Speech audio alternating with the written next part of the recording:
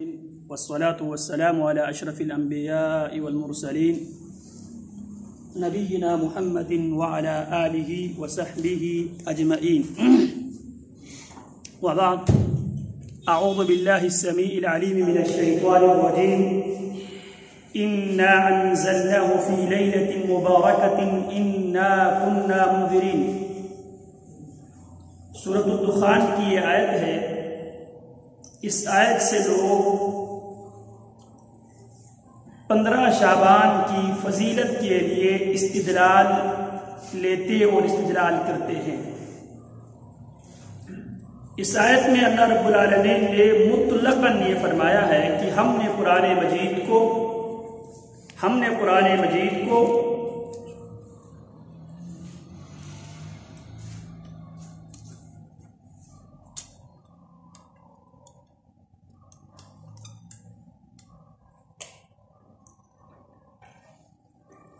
اِنَّا أَنزَلْنَاهُ فِي لَيْلَةٍ مُبَارَكَةٍ، ہم نے قرآن مجید کو ایک برکت والی رات میں نازل کیا ہے. اس آیت مبارکہ میں اللہ رب العالمین نے مطلقاً رات کا ذکر کیا ہے. اب یہ رات کس مہینے میں ہے، مہینے کے کس عشرے میں یہ رات واقع ہے، اس حوالے سے سورہ دخان کی آیات میں کسی قسم کی تفصیل موجود نہیں ہے. البتہ قرآن مجید کی جو تفسیر ہے، قرآن مجید کی تفسیر کے سب سے اعلیٰ ترین تفسیر القرآن بالقرآن، قرآن مجید کی تفسیر، قرآن مجید کی دوسری آیت ایک آیت کی تفسیر کرتی ہے، وہ سب سے بہترین تفسیر ہوتی ہے. اب یہاں پہ اللہ رب العالمین نے سورہ دخان میں مطلقاً ذکر کیا کہ ہم نے قرآن مجید کو ایک برکت والی رات میں نازل کیا، اتارا. سورہ بقرہ میں اللہ رب العالمین وہ رات جس مہینے میں ہے اس مہینے کا تذکرہ کیا. سورہ دخان میں مطلقاً یہ کہا گیا کہ قرآن مجید کو ہم نے ایک برکت والی رات میں اتارا ہے. اس برکت والی رات میں ہوتا کیا ہے؟ فیہا یفرق کل امر حکیم. اس برکت والی رات میں اللہ رب العالمین کی طرف سے لوح محفوظ سے متعلقہ فرشتوں کے سپرد ان کے حوالے سال بھر کے وہ کام ان کے حوالے کر دیا جاتا ہے. اب یہاں پہ نہ مہینے کا تذکرہ ہے، نہ مہینے کے اندر جو 3 عشرے ہیں ان میں سے کسی عشرے کی نشاندہی کی گئی ہے اس آیت میں. جبکہ سورہ بقرہ میں اللہ رب العالمین اب 12 مہینوں میں سے اس مہینے کو اللہ رب العالمین اس مہینے کی نشاندہی اللہ رب العالمین کرتا ہے جس مہینے میں یہ برکت والی رات ہے. شہر رمضان الذي انزل فيه القرآن هدى للناس وبينات من الهدى. سورہ دخان میں مطلقاً یہ فرمایا قرآن مجید کو ایک برکت والی رات میں ہم نے نازل کیا ہے، ہم نے اتارا ہے. سورہ بقرہ میں یہ بیان کیا گیا وہ برکت والی رات 12 مہینوں میں سے رمضان المبارک کے مہینے میں وہ رات واقع ہے. اور سورہ قدر میں اللہ رب العالمین نے اس رات کو متعین کیا، اس عشرے کو متعین کیا، اور عشرے میں سے پیارے پیغمبر علیہ السلام نے اس دن کو پیارے پیغمبر علیہ السلام نے متعین کیا. سورہ دخان میں مطلقاً، سورہ بقرہ میں اللہ رب العالمین نے اس مہینے کو متعین کیا، اور سورہ قدر میں اللہ رب العالمین نے اس عشرے کو متعین کیا. اِنَّا أَنزَلْنَاهُ فِي لَيْلَةِ الْقَدْرِ وَمَا أَدْرَاكَ مَا لَيْلَةُ الْقَدْرِ لَيْلَةُ الْقَدْرِ خَيْرٌ مِّنْ أَلْفِ شَهْرٍ. ہم نے قرآن مجید کو قدر والی رات ہم نے نازل کیا.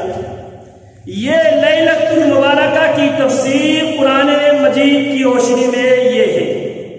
اب ہم لیلۃ القدر کی تفسیر صاحب قرآن جناب محمد الرسول اللہ صلی اللہ علیہ وسلم کی فرامین کی روشنی میں،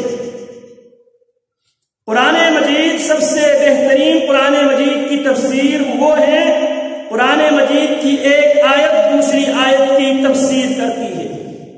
دوسرے نمبر پر قرآن مجید کی وہ تفسیر سب سے بہترین تفسیر ہے جس آیت کی تفسیر رسول اللہ صلی اللہ علیہ وسلم جس آیت کی تفسیر خود کرتے ہیں۔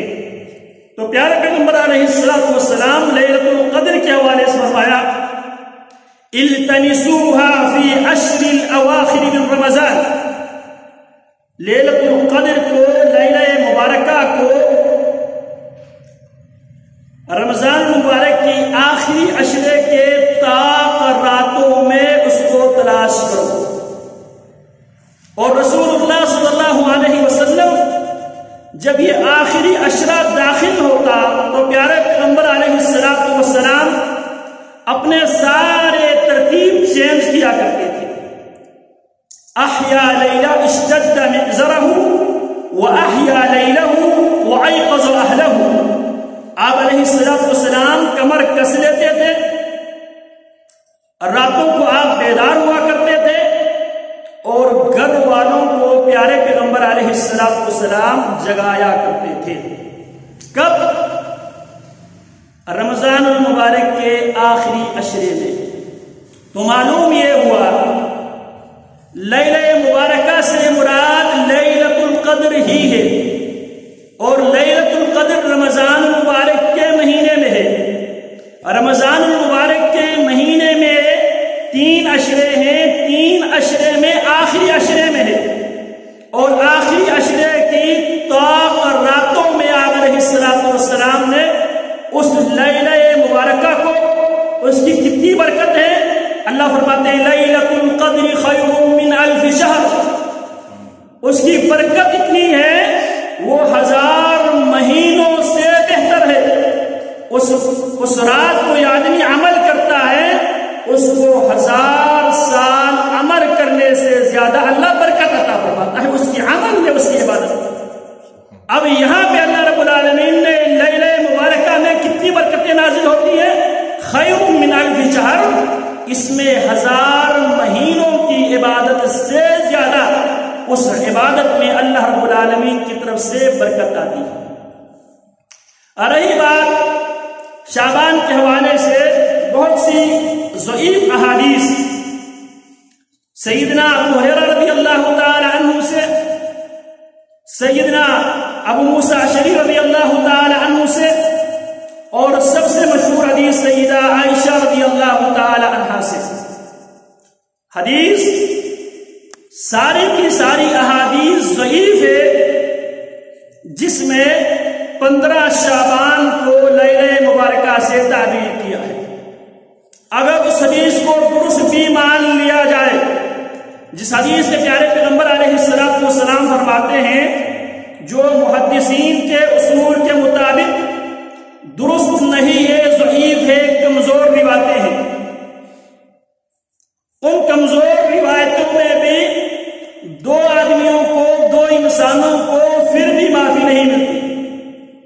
ایک مشرک جو اللہ رب العالمین کی اختیارات کو اللہ کی مخلوق سے مانتے ہیں، اولاد دینے میں اللہ کی کسی مخلوق کو اللہ کی شریک مانتے ہیں، شفا دینے میں اللہ کے کسی مخلوق کو اللہ کی شریک مانتے ہیں، مشرک کے لیے معافی نہیں ہوتی۔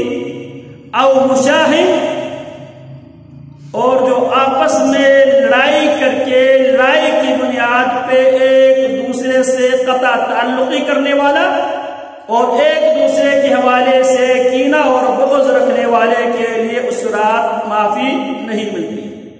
یہ ساری احادیث ضعیف ہے، اور بعض احادیث میں یہ بھی موجود ہے کاہن کو معافی نہیں ملتی، ساحر کو معافی نہیں ملتی، ہمیشہ نشہ شراب پینے والے کے لیے معافی نہیں ملتی، اور زانی کے لیے اس رات میں بھی معافی نہیں ملتی۔ لیکن یہ ساری کی ساری احادیث اصول حدیث کی روشنی میں درست نہیں ہے۔